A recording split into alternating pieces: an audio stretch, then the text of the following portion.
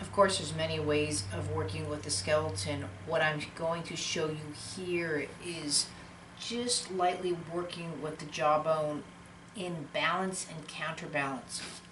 Now, like I've covered before in the video about the balance in the nasal cavities and levels through the system, and you can see that on the video. I'm going to put the link in. But when a child hasn't learned to come to sitting properly or standing, if you've had a cast or broken foot or any kind of broken bone actually, I had bars on my feet as a baby. There's many things that can affect our balance just through the skull.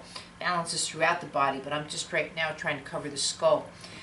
You know, we turn our heads with so much emphasis on this neck, but people forget that the skull is free on the head. Now, obviously, he's got a rod through his head, so I can't get the freedom per se if this was just a human. But I want to start showing some of the ways that I work on different features of the system. Now, most people think of the jaw of just going up and down. That's great, but that's chewing. I mean, yes, there's other functions. You're learning gravity. You're learning how much something weighs, your tongue functions. But when you're working with the jaw and you just lightly come and see again how I'm countered. I have an X and Y axis through the skull. I'm not like here. And I'm just going to lightly, and you hardly even see this poor guy's jaw move.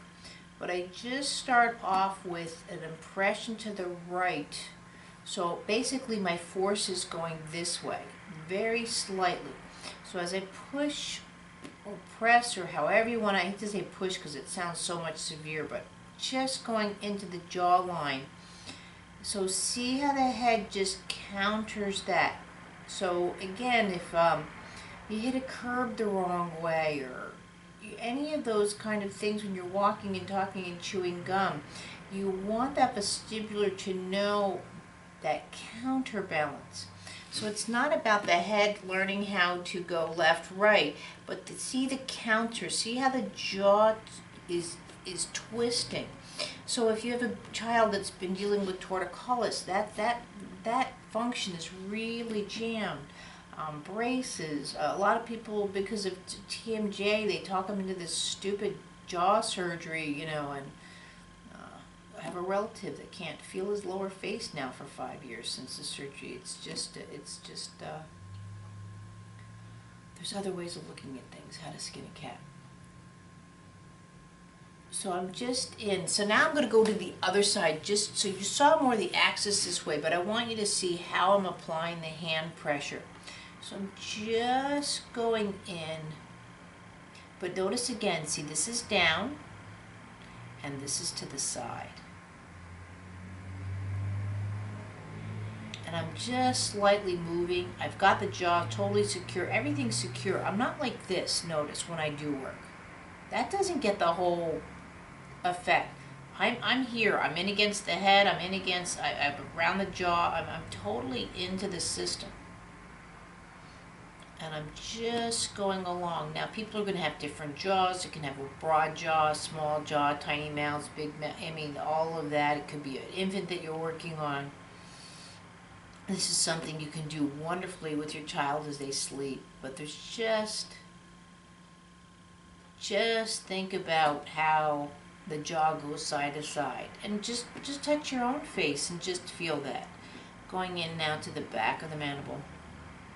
Now when I get to the back, the counterbalance is going to be affected again. So now I have to adjust the weight of my head. Now that all depends too. Someone had hydrocephaly, the weight's on the pillow. You know, there's a lot of things that affect this. But right now I just want you to consider that counterbalance. So see, when I'm up here, I can be at the top. But when I'm back here, it's not the same. You want to drop the hand in the back of the skull or the top.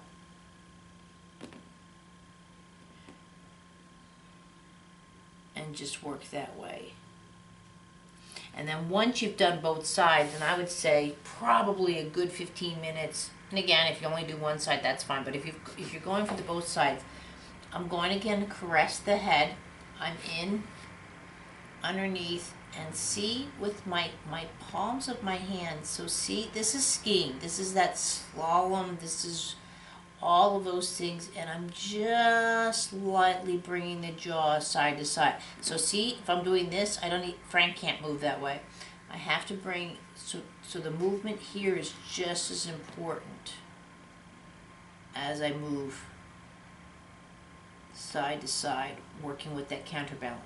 I'm not squeezing, just a light little, and you can take it to two ways. So this is more through the jaw, the top part of the skull, so see the skull, or now my attention, the rotation is into the lower area.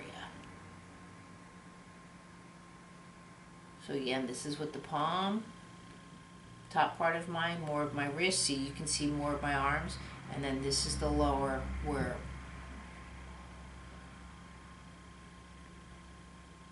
and then obviously you can come over underneath and start working on various functions of pecking and so forth. But again, see, I have the skull here. I don't, when I go here, I'm not suddenly here. I really like to work with that. Notice I'm not, when I go underneath here, I don't have my hands out here. I like to work with the person's vestibular and the way that their head functions.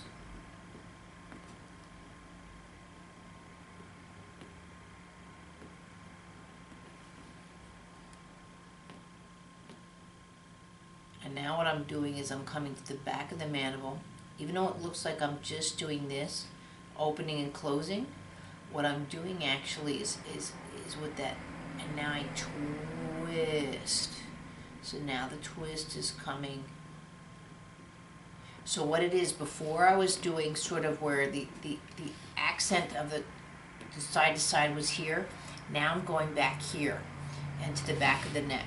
So I'm into the back of the jaw, open lightly just a little bit, and just see how I'm working the jaw side to side. Now when you do this too, you can keep the head more still and do more of the emphasis through the thumb, or you can do where you've got the whole head working on that counter.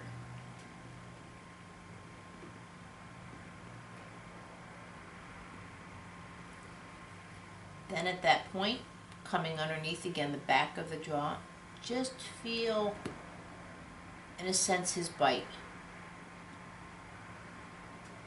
And then when you do that, again, notice again, see I'm right now I'm going off to the right.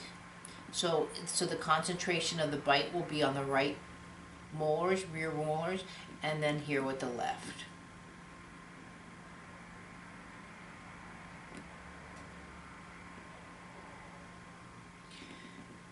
Another way of playing with all of this, looking where the eyes are on the horizon. You can do this whole lesson with the head tilted back a little bit more. Might need a little bit more support through the neck. This is good for, especially for athletes, when they go to do a layup, let's say, or a jump, or anything like this, or a run. That articulation of the jaw is really important. You don't want someone like gritting their teeth, you know, like in karate. If someone's got that angry face, they're not going to win the fight because the power, they're losing their power through their face. So when they go to jump, you want that. I work with a lot of wakeboarding. When they're doing that jump, you want that spiral to come up here and through the top part of the spine, not where, let's say, the turn comes out this way. They're not going to get the jump.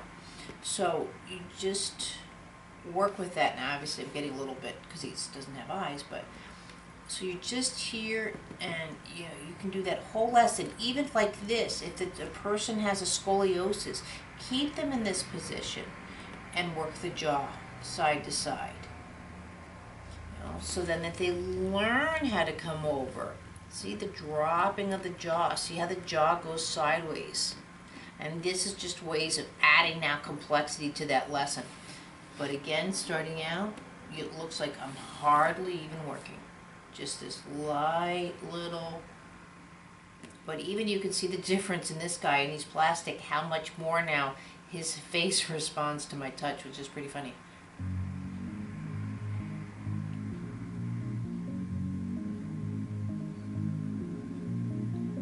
So think about that, try that out, and I'd love to hear back from you on your thoughts on that. Thanks.